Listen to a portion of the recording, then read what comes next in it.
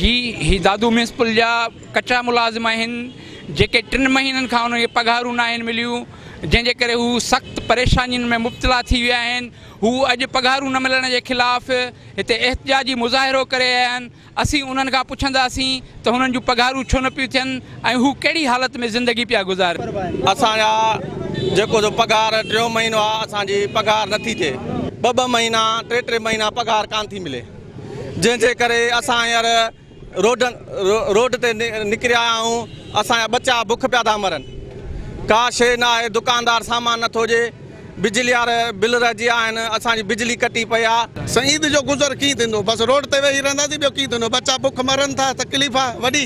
इहो ई ॾिसो था, 333 रुपया ॾियारी आहे, सुबुह जो सवेर निंड मां उथूं था, हिते सॼो शहर जो अची किचिरो खणूं था। आख़िर में इहो ई हाल आहे, जीअं ॿिया ख़ुदकुशी कनि था, पोइ असां बि मजबूरन ख़ुदकुशी कंदासीं। जीअं त असां सीएमओ साहिब ॾे वियासीं, सीएमओ साहिब असांखे इहे लफ़्ज़ चया, चई त बाबा तव्हां जेको सो वञो, तव्हांखे ड्यूटी करणी आहे त कयो, जे तव्हांखे ड्यूटी न आहे करणी तव्हां हलिया वञो, मां लाड़काणे मां 5 माण्हू वठी ईंदुसि। साईं, असां हिन दादू ज़िले जा आहियूं ऐं असां बुनियादी माण्हू आहियूं ऐं असांजो सरकारी हक़ बि आहे ऐं असां हिते 3 साल ड्यूटी बि कई आहे। असां ड्यूटी कई आहे, रेगुलर मुलाज़िम आहियूं, जंहिंजे बावजूदि असांखे 10,000 पघार ॾिनी थी वञे। 333 रुपया असांजी ॾियारी आहे। 333 रुपये मां साईं असांजो गुज़ारो नथो थिए। सो बि असांखे 3 महीना पघार नथी मिले, जंहिंमें असांजा राशन बंदि लॻा पिया आहिनि, जंहिंमें असांजूं बिजलियूं कटियूं पियूं आहिनि घरनि जूं, जंहिंमें असांजा गैस कटिया पिया आहिनि, जंहिंमें असांजा कर्ज़ी असां वरितऊं था म्यूनसिपल जी ड्यूटी कंदा हर घिटीअ में, हर गलीअ में।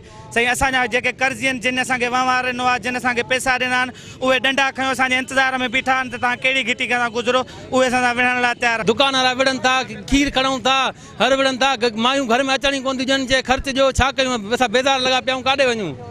असां इहो अर्ज़ु आहे, छा कयूं साईं?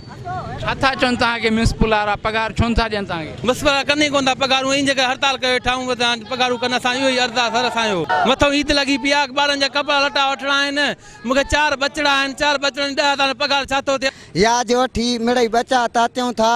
हींअर 3 महीना थी विया आहिनि, इन करे असांखे बिजलियुनि जा बिल ॾियणा आहिनि, मसवाड़ूं जॻहियूं जूं ॾियणियूं आहिनि।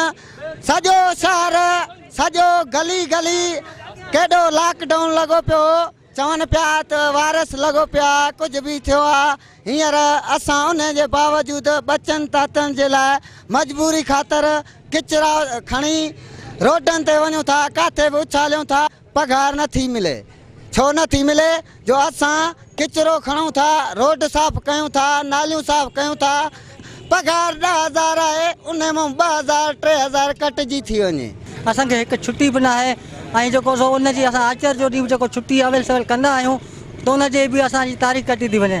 असांखे जेको सो अर्ज़ु आहे, बराए महिरबानी करे असांजो जेको हक़ आहे, असां ड्यूटी पंहिंजी ईमानदारी सां ॾियूं था, असां पंहिंजो कमु कयूं था, महिरबानी करे असांजो हक़ असांखे ॾिनो वञे। तव्हांजी 3 महीननि जी पघार बंदि आहे, मथां ईद बि आहे, त पोइ ईद तव्हांजी बचनि जी कीअं थींदी?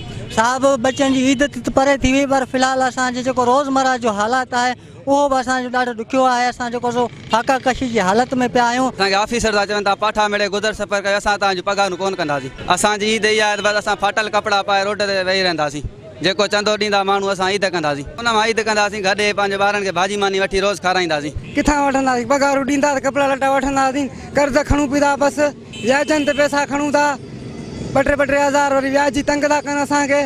जी 3 महीननि खां पघारूं न मिलण जे ख़िलाफ़ म्यूनसिपल जे मुलाज़िम जेकी एहतिजाजी मुज़ाहिरो करे आहिनि, तव्हां उन्हनि जूं ॻाल्हियूं ॿुधियूं। उन्हनि जो चवणु आहे त 3 महीननि खां संदनि पघारूं नथियूं आहिनि, मथां ईद आहे, जंहिंजे करे संदनि घरनि में माना राशन न आहे, अनाज न आहे, जंहिं सबबु संदनि जेके ख़ानदान आहिनि उहे फाका कशी में मुब्तला थी विया आहिनि ऐं हू जेके कर्ज़ वठी माना गुज़र पिया कनि, उहे कर्ज़ी खेनि तंग करे रहिया आहिनि। हुननि जो मुतालबो आहे त खेनि 3 महीननि जूं जेकी रहियल पघारूं आहिनि उहे ॾिनियूं वञनि, त जीअं हू बचनि सां ईद करे सघनि। कैमरामैन दीदार शेख सां गॾु फताह शेख, टाइम न्यूज़, दादू।